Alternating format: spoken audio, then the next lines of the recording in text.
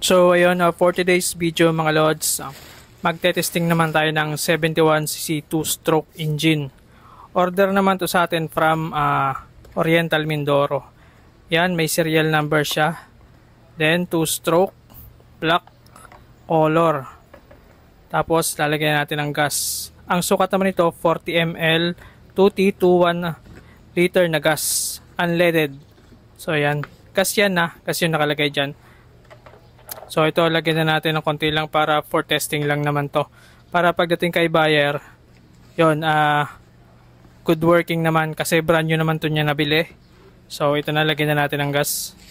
Kapag maghahalo kayo ng gas sa unleaded na 1 liter, ang sukat niya naman ay 40 ml na 2T oil.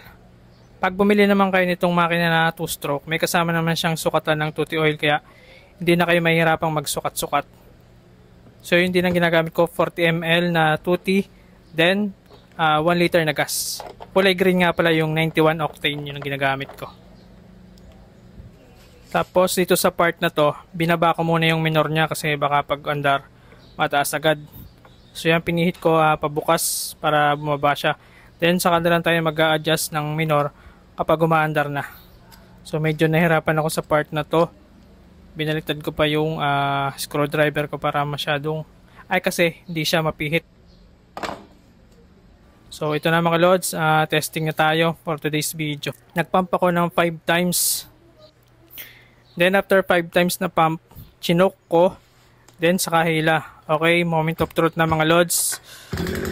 Yan, umaandar naman siya, then ibababa ko na yung choke niya.